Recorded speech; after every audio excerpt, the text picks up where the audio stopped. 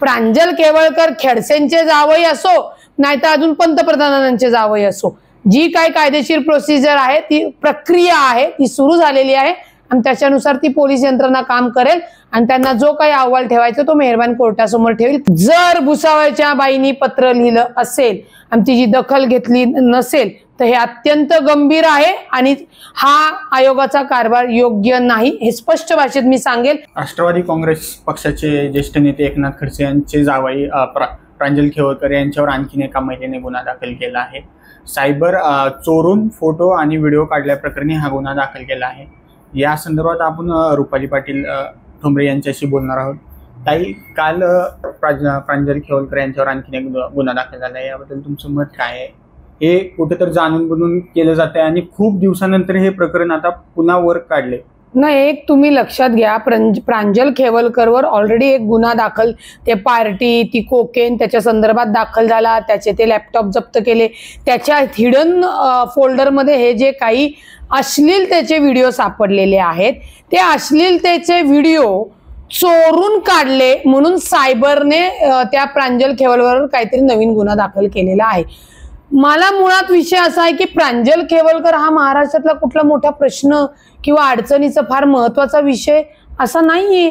ठीक आहे, कोणतरी हवस्स असेल, त्यांचे जे व्हिडिओ आले, कारण का कायद्यामध्ये जर अश्लीलतेचे कुठले व्हिडिओ काढले असतील, ते पसरवले असतील तर ते गुन्हे दाखल होतात. त्यानुसार त्यांनी तो गुन्हा दाखल केलाय, त्याचा तपास होऊ द्या. त्याच्या तपासामध्ये आपल्या कोर्टासमोर येईल काय खरंय काय खोटंय. परंतु मला अत्यंत जाणीवपूर्वक आणि सांगायचंय आपल्याला की महाराष्ट्रामध्ये आमची माता भगिनी सुरक्षित राहिली पाहिजे, सक्षम राहिली पाहिजे, याच्यासाठी आम्ही काम करतो.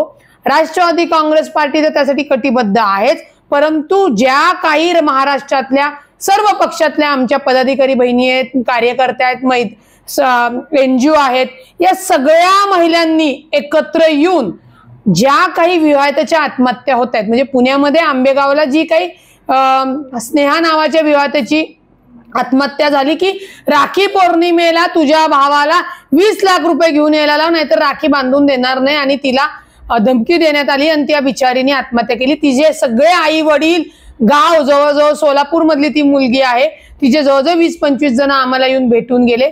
त्याच्यामध्ये 7 जणांवर गुन्हा दाखल केलेला आहे, 4 जण अटकेत आहेत, 3 जणांना अटक लवकरात लवकर होईल. मुळामध्ये ठीक आहे, सत्तेत आम्ही आहोत, गुन्हा दाखल होईल, सगळं होईल, परंतु आम्हाला या आत्महत्याच झाल्या नाही पाहिजे, याच्यासाठी आम्हा महिलांना चळवळ उभी करणं गरजेचे. प्रांजल सारखे, केवळकर सारखे अजून 2 गुन्हे दाखल झाले, कारण तो माणूस एरोडा जेलमध्येच आहेत, त्याच्यामुळे त्याच्यावर एक होऊ द्या, नाही तर 2 गुन्हे दाखल होऊ द्या, 4 होऊ द्या, ते खरे खोटे कोर्ट ठरवेल. परंतु आमची माता भगिनी जीवानिशी जाऊ नये. भुसावळची पण आमची भगिनी आहे, तिने 15 ऑगस्टला काहीतरी विष पिलं, नाही प्यायला पाहिजे तिने विष. तिला म्हणजे ज्याही महिलांना तक्रारी आहे ती त्यांची तक्रार ऐकून घेणे, त्यांना तिथं भेटणे, ती तक्रार तथ्य असेल तर दाखल करणे, यासाठी एक मोठी चळवळ उभी करावी लागेल, तरच आपल्या माता भगिनी सुरक्षित राहतील. त्याच्यामुळे तुम्ही प्रांजल केवळकर खडसेंचे जावई असो नाहीतर अजून पंतप्रधानांचे जावई असो, जी काय कायदेशीर प्रोसिजर आहे, ती प्रक्रिया आहे, ती सुरू झालेली आहे आणि त्याच्यानुसार ती पोलीस यंत्रणा काम करेल आणि त्यांना जो काही अहवाल ठेवायचा तो मेहरबान कोर्टासमोर ठेवेल. कारण ना रुपाली पाटील ठोंबरे त्यांना जामीन देणारे, ना कुठला पक्ष त्यांना जामीन देणारे, जे काही देणार आहे का नाही देणार आहे हे मेहरबान कोर्टात ठरवणार आहे. त्यामुळे प्रांजल केवळकर पेक्षाही महाराष्ट्रात खूप अनेक प्रश्न आहेत, त्याच्यावर आपण फोकस करूया आणि आपल्या माता भगिनी जगूया, या मताशी मी आहे. ताई, केवळकरांच्या मोबाईलमध्ये 1700-1800 काहीतरी नग्न व्हिडिओ सापडले असं रुपाली चाकणकरांनी सांगितलं होतं. खरंच हे महिला आयोगाचं काम आहे असं वाटतं का तुम्हाला, की हे सांगणं, प्रेस घेणं हे खरं तर पोलिसांचं काम आहे, हे महिला आयोगाचं काम आहे असं वाटतं तुम्हाला? आता तुम्ही जो प्रश्न विचारला त्याचं उत्तर तुम्हीच दिलेले, मी वकील म्हणून सांगते. कारण का महिला आयोग हे कुठल्या पक्षाचं नसतं, महिला आयोग हे सर्व महाराष्ट्रातील माता भगिनींचं एक संविधानिक पद आहे आणि त्याच्यावर निपक्ष पद्धतीने पारदर्शकच काम होणं गरजेचं आहे. जे व्हिडिओ तुम्ही सांगताना ते 1700, 1800 नाही 350 व्हिडिओ जे आहेत ते त्या तपास अधिकाऱ्याने मेहरबान कोर्टासमोर दिलेले आहेत. आता एक लक्षात घ्या, ते फोटो नग्न आहेत, नग्न फोटो आहे मान्य, पण ते नग्न फोटो बळजबरीने काढलेत का एकत्र होऊन काढलेत का कुठल्या नशापाणी देऊन काढलेत, हा सगळा आर्ग्युमेंटचा आणि कोर्टाचा भाग आहे. तुम्ही मी बोलून काही होणार नाहीये, कारण का आपल्या समाजामध्ये काही विकृती आहे. मे बी ते व्हिडिओ जे काही खेवलकर आणि त्यांच्या सोबतच्या ज्या कोणी असतील त्यांना आवडत असेल आवडीने काढायला, म्हणून तर ते काढले गेले ना. फक्त ते जगासमोर नव्हते, ते प्रसारित नव्हते. ते जेव्हा पोलिसांना सापडले तेव्हा त्यांनी ते लपून काढल्याचा गुन्हा दाखल केलेला आहे. त्याच्यामध्ये असं आहे का की तिला उचलली, बळजबरीने कपडे काढलेत आणि हे केलं, म्हणजे आपण कुठल्या तरी याच्या निष्कर्षावर पोचायला आपल्याला कायदेशीर पद्धतीने पोचावं लागेल. त्याच्यामुळे मी पुन्हा सांगते की खेवलकर हा प्रकरण महाराष्ट्राचा महत्वाचा विषय नाही.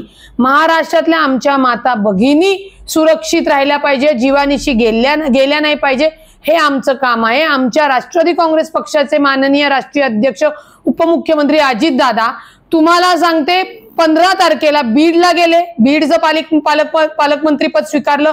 तिथं जी काही भयान परिस्थिती होती ती आटोक्यात आणली. तिथनं ते छत्रपती संभाजीनगरला गेले, तिथनं ते बारामतीला गेले. आमच्या पक्ष कार्यालयाचं पुण्याचं उद्घाटन असून सुद्धा आमच्या दादांनी आमच्या उद्घाटनाला वेळ दिला नाही, कारण का त्यांना महाराष्ट्रातील जनतेच्या लोकांच्या प्रश्नावर वेळ द्यायचा होता.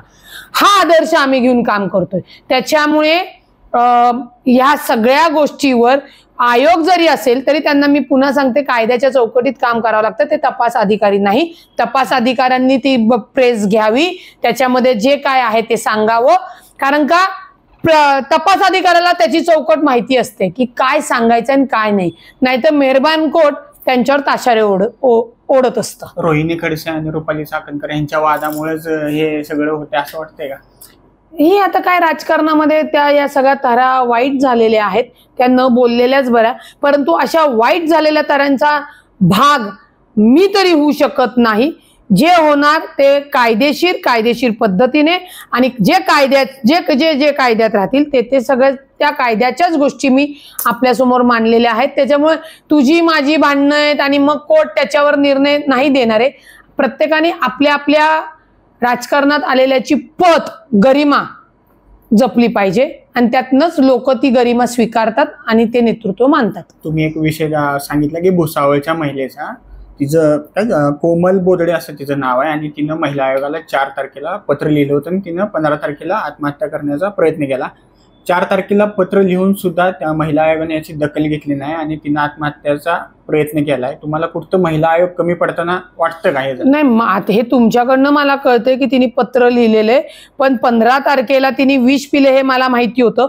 जर तुम्ही सांगताय त्या पद्धतीने महिला आयोगाला जर त्यांनी पत्र लिहिलं असेल तर महिला आयोगाचं काम आहे, महिला आयोग किंवा महिला आयोगाचा प्रतिनिधी किंवा त्यांचा लीगल ऑफिसर त्या बाईला भेटणं, बोलणं, करणं. तिने पत्र लिहून जर तिची दखल घेतली नसेल तर हे चुकीचं कामकाज आहे.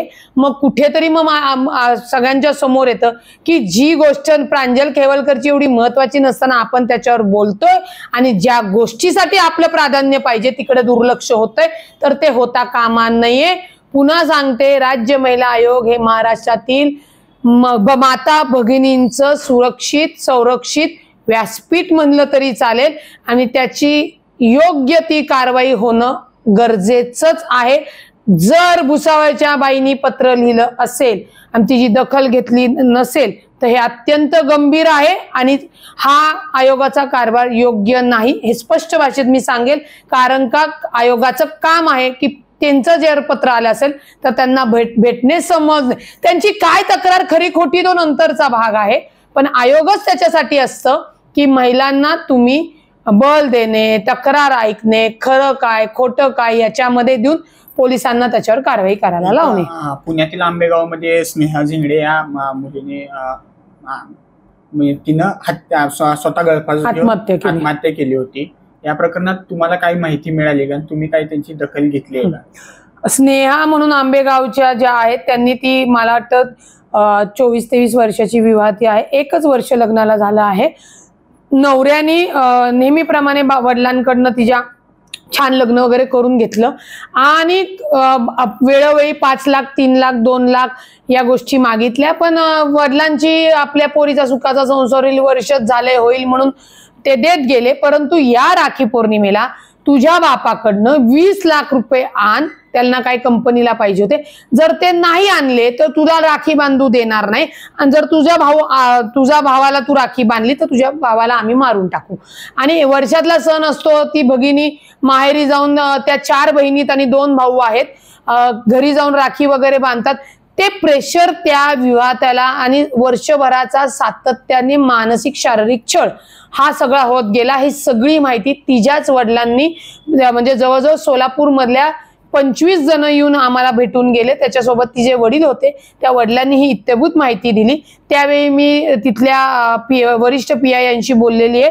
PIनी तातडीने तिथे गुन्हा दाखल केलेला आहे. 7 जणांवर गुन्हा दाखल केलेला आहे. 4 जण अटक केलेले आहेत.